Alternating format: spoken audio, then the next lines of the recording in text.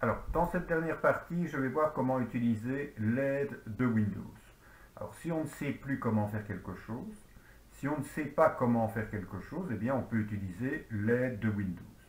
Alors, pour utiliser cette aide, je vais simplement utiliser la touche F1 de mon clavier. C'est le plus simple, le plus rapide. Donc, je clique sur une zone vierge du bureau, j'appuie sur la touche F1, j'ai une fenêtre Internet qui apparaît, et c'est dans cette fenêtre que je vais demander de l'aide.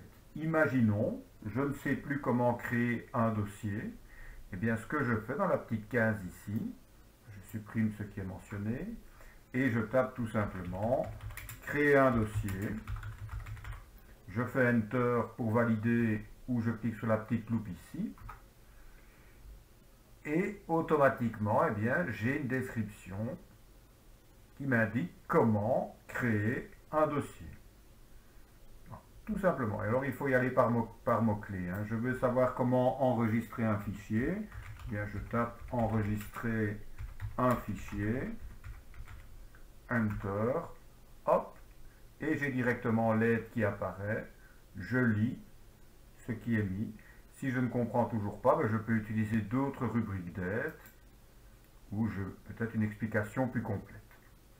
Alors j'en profite pour faire l'exercice 8. On me demande de rechercher de l'aide à propos des raccourcis clavier. Donc ce que je fais tout simplement, je tape ici raccourci clavier.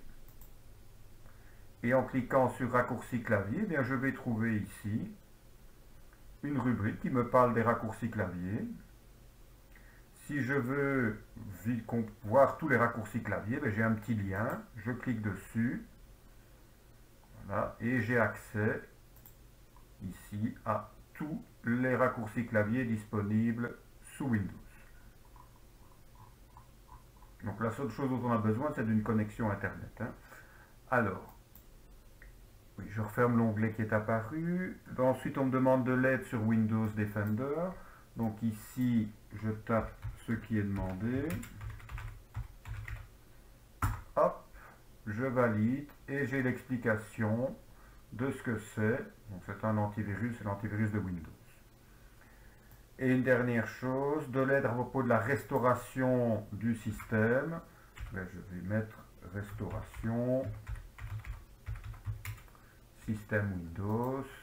Hop. Et j'ai l'explication qui me permettra de créer un point de restauration sous Windows. Donc voilà, le principe F1. Et dans la case ici, on tape tout simplement ce que l'on recherche. Et puis, il faut juste bien lire ce qui est mentionné en dessous. Voilà qui clôture ce cours de Windows.